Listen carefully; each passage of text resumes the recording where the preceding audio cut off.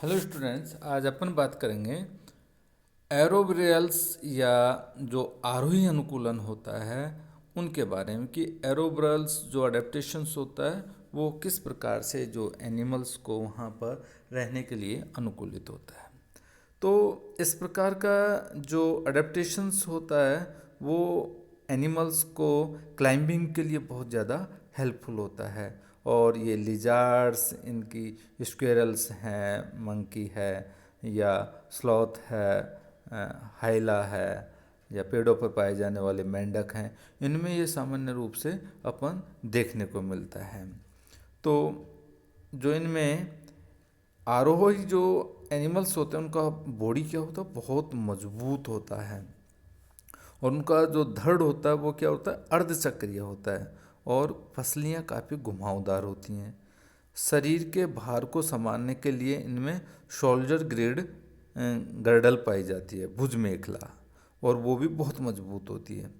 Pelvic girdle की ilium होती है, वो जो अंतरांग को एक तरह से सपोर्ट देने के लिए चौड़ी हो जाती है। और जो अग्रपाद के जो निकटस्थ जो प्रोमैक्सिल्स जो खंड लंबे होते हैं, और उनके जो पैर होते हैं वो क्या होते हैं कि अपोजेबल्स डिजिट के रूप में होते हैं।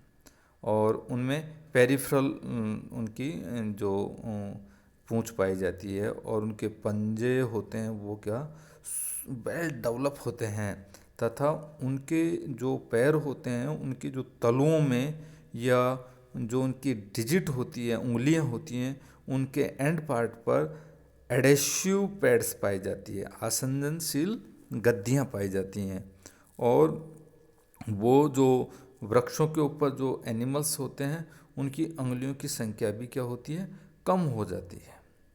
तो जो आरोही एनिमल्स छोटे व दुर्लभ होते हैं ताकि वृक्षों की शाखाएं या उनका भार उठा सकने व गिरने का खतरा कम हो। उनका जो वक्ष होता है, जो चेस्ट पार्ट होता है, वो अधोवृत्तीय होता है। और पसलियाँ और मेखलाएं शक्तिशाली होती हैं।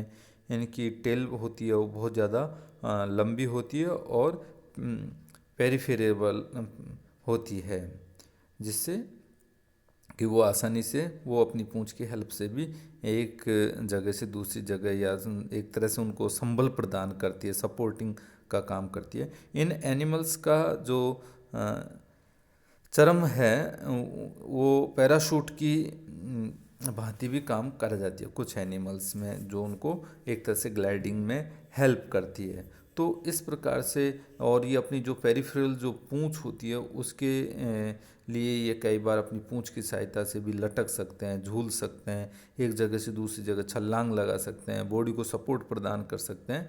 और इस प्रकार से जो गद्दियाँ होती हैं वो गद्दियाँ जो पैरों के या जो भी उनके पाद होते हैं उनके या अपनी जो टिप पार्ट ऑफ फिंगर में पाई जाती है, तो वो आसानी से उनको चिपकने का काम करती हैं और आसानी से वो एक जगह से दूसरी जगह जा सकते हैं। अब अपन बात करेंगे इसके बाद में उड़ने वाले जो अडेप्टेशन होते हैं, उड़ने वाले एनिमल्स के अंदर जो अडेप्टेशन पाए जाते हैं उनकी। तो उनमें हम देखते हैं कि इस प्रकार का जो अडेप्टेशन होता है वो उसमें उड़ने वाले जो एनिमल्स होते हैं उनका एक तो क्या जो बॉडी होता है एनिमल्स का, वो स्ट्रीम्ड लाइन बॉडी होता है, यानी धारा रेखित होती है, जिससे कि वो रेजिस्टेंस कम से कम, कोई भी मीडियम रेजिस्टेंस कम से कम करे। एक उनका जो अस्थियां वातिल होती हैं और उनके जो फीदर्स होते हैं उनकी प्रेजेंसी होती हैं, और उनके जो फीदर्स होते हैं उनकी वो क्या होता है, बहुत स्ट्रॉन्ग मसल से वो जुड़े हुए होते हैं। कुछ बोन्स का संयोजन होता है और उनमें वेल डेवलप हुमरस व स्टर्नम पाई जाती है। ऐसे एनिमल्स के अंदर एयर सैक की प्रेजेंसी होती है, जिससे कि उनका बॉडी बहुत ही ज़्यादा हल्का होता है। और उनके स्मेल्स, टच एंड लाइट के लिए वेल डेवलप्ड ऑर्गन्स प्रेजेंस होते हैं।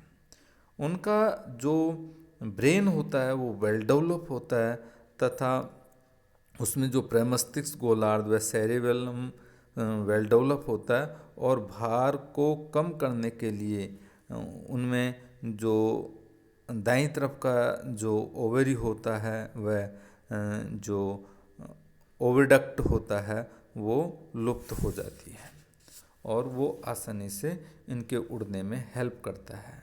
तो इस तरीके से जो अपन उड़ने वाली छिपकली ड्रैको की बात करते हैं तो उसका जो स्किन होती है वो इस तरफ से एक तरह से पैराशूट की तरह काम करती है और वो उड़ना तो अपन पूरी तरह से नहीं कह सकते पर ग्लाइडिंग के रूप में वो बहुत ज़्यादा हेल्प करती है और वो एक जगह से दूसरी जगह एक तरह से उड़कर जा सकती है, छलांग लगाकर आसानी से चला जाती है। तो इस प्रकार का अडेप्टेशंस इन एनिमल्स में पाया जाता है और इन अडेप्टेशन के कारण ही वो एनिमल्स आसानी से अपने आप को सरवाइव करने के लिए अनुकूलित हो जाते हैं और वो उनके जीवन को जीने के लिए बहुत ज़्यादा अनुकूलन पैदा करते हैं।